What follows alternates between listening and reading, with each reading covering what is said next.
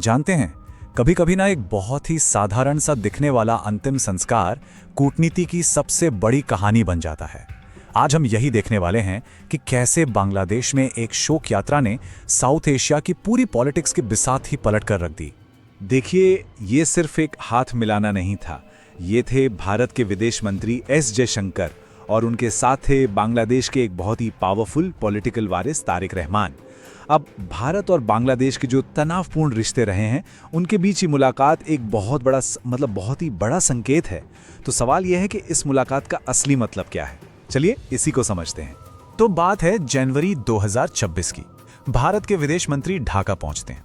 मौका था पूर्व प्रधानमंत्री खालिदा जिया के अंतिम संस्कार का। लेकिन यह सिर्फ शोक जताने का मौका नहीं था। नहीं, ये एक ऐसी डिप्लोमेटिक चाल थी जो आने वाले कई सालों के लिए इस पूरे रीजन की पॉलिटिक्स को तय करने वाली थी। अच्छा, इस पूरी मुलाकात के पीछे का खेल समझने के लिए ना हमें पहले बांग्लादेश की पॉलिटिक्स के एक बहुत गहरे टकराव को समझना होगा। एक ऐसा टकराव जिसे दशकों से बैटल ऑफ द बेगम्स यानी बेगमों की जंग के नाम से जाना जाता है। अब देखिए, ये बहुत दिलचस्प है। एक तरफ है शेख हसीना, जिनके परिवार का भारत के साथ एक बहुत ही लंबा और गहरा ऐतिहासिक रिश्ता रहा है, और दूसरी तरफ है खालिदा जिया, जिनकी पॉलिटिक्स अक्सर भारत के बजाय पाकिस्तान और चीन के ज्यादा करीब मानी जाती रही हैं। इन दो पावरफुल महिलाओं के बीच की दुश्मनी ने ही दशकों तक बांग्लादेश की राजनीति को शेप दिया है। खालिदा जिया का जो पॉलिटिकल सफर था वो किसी रोलर कोस्टर से कम नहीं था। वो 2 बार प्रधानमंत्री बनी, लेकिन उनका जो दूसरा कार्यकाल था ना, वो भारत के साथ टेंशन भरे रिश्तों के लिए याद किया जाता है। फिर 2018 में उनकी सबसे बड़ी राइवल शेख हसीना ने उन्हें जेल में डाल दिया। लेकिन किस्मत का खेल देखिए, 2024 में जब शेख हसीना को ही देश छोड़ के भागना पड़ा, तब जाके खालिदा जिया जेल से रिहा हो। तो चलिए अब उस पल पर आते हैं जब बांग्लादेश की राजनीति में सब कुछ बदल गया। एक ऐसा मोड़ आया जिसने ढाका में एक बड़ा पावर वैक्यूम यानी सत्ता का खालीपन पैदा कर दिया और भारत को एक बहुत ही मुश्किल सिचुएशन में लाकर खड़ा कर दिया। जरा सोच कर देखिए, भारत के लिए यह कितना बड़ा झटका रहा होगा। उसकी सबसे भरोसेमंद सहयोगी शेख हसीना अचानक सत्ता से बाहर हो गईं और उनकी जगह एक ऐसी अंतरिम सरकार आ गई जिसका झुकाव भारत के सबसे बड़े राइवल्स में से एक पाकिस्तान की तरफ था। नई दिल्ली के लिए यह किसी बुरे सपने से कम नहीं था। और इसी पूरी पॉलिटिकल उथल-पुथल के बीच कहानी में एक और बड़े प्लेयर की एंट्री होती है, तारिक रहमान, खालिदा जिया के बेटे। 17 साल देश से बाहर रहने के बाद वो अपनी मां के निधन से ठीक 5 दिन पहले बांग्लादेश लौटे, और उनके स्वागत में जो लाखों की भीड़ उमड़ी थी ना, उसने ये साफ कर दिया था कि बीएनपी का भविष्य वही है। तो यहीं से भारत के असली खेल की शुरुआत होती है। ये जो यात्रा थी ना, ये सिर्फ शोक जताने के लिए नहीं थी। ये भारत की तरफ से चली गई एक बहुत ही सोची समझी डिप्लोमेटिक चाल थी। इसे आप कह सकते हैं 2 बुरे ऑप्शंस में से कम बुरे को चुनने की स्ट्रैटेजी। अब जरा भारत की सिचुएशन को समझिए। उसका सबसे बड़ा सहयोगी जा चुका है।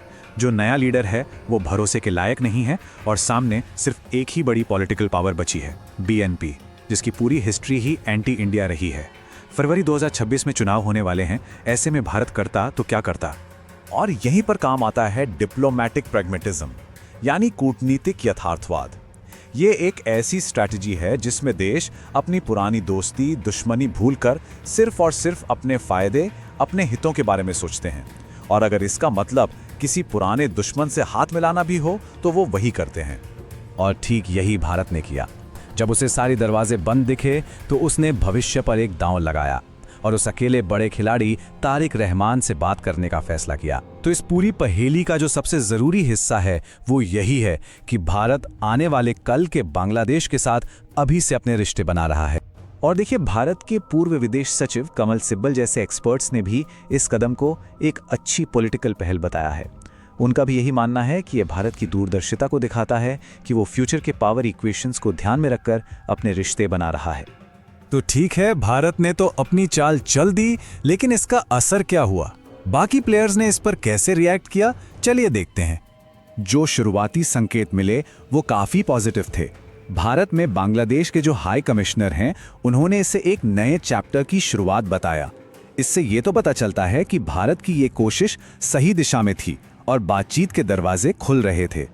ये जो आप देख रहे हैं, ये रिश्तों के इस कॉम्प्लेक्स जाल को बहुत अच्छे से दिखाता है। यूनुस पाकिस्तान की तरफ झुक रहे हैं। तारिक रहमान, जो कभी एंटी इंडिया माने जाते थे, अब बातचीत के लिए तैयार हैं। और भारत की पुरानी सहयोगी हसीना फिलहाल पिक्चर से बाहर हैं। तो अगर इसे संक्षेप में समझें तो भारत की स्ट्रैटेजी बदल गई है।